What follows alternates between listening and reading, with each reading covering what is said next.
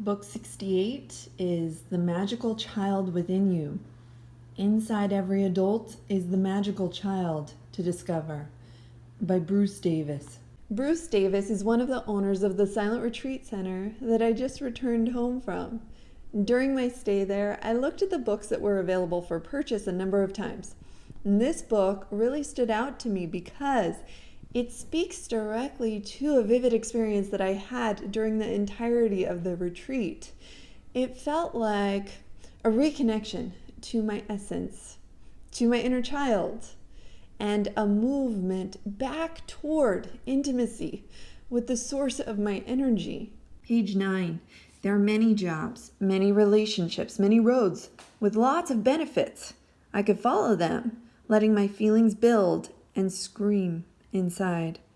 I could try to pretend the pain is not there and keeping my sight on the benefits instead, but I seem to always lose. I lose a special part of myself. Even now, a part of me is still screaming for all the feelings and desires I've had which were not experienced and appreciated in the past. I've found the best thing to do about the past and the present is to begin developing a path of my own will. Every day I'm learning to plan my way from my own heart. This means looking for my heart instead of searching for the hearts of others. I don't care about other people any less. By listening to my own heart, I've simply found I have more to give when I want to give. Following my own way, I sometimes feel different, as if something is wrong with me. I can doubt myself and begin to struggle to make my path seem like others. Or I can ask myself, is this path worthy of my life right now? If it is, I want to do everything I can to take care of it. As I read this book, I'm connecting so much of it to what I learned from book 67, so I'm going to loop in a passage from that now. And book 67 is The Diamond Approach, an introduction to the teachings of A.H. Almas by John Davis. Page 130. The child identifies with what is mirrored, idealized, and rewarded, and rejects what is not seen or what is punished. As the child's true nature, as essence, is not seen, met, or responded to, it is forced into the background. The lack of attunement to the child's true nature, combined with the powerful forces of conditioning, creates a new identity based on the need for love and pleasure, and the avoidance of abandonment and pain.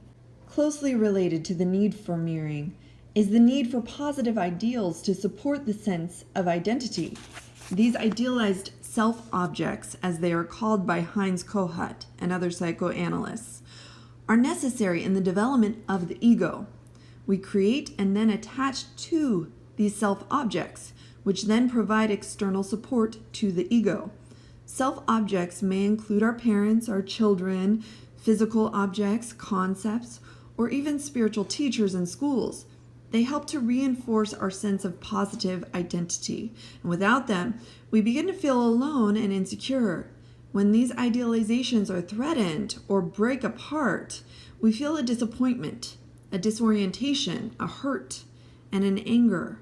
The lack of support for our identification with our true nature comes both from a lack of mirroring and from disruptions in idealized self-objects. It is the source of a wound to the soul called the narcissistic wound. This wound is the gap between what we actually are, essence, and what we take ourselves to be, ego. Both of the books that I feature today are excellent. I highly recommend a thorough read of both of them, especially if this subject is something that grabs your attention or your interest. Thank you for joining me in study today.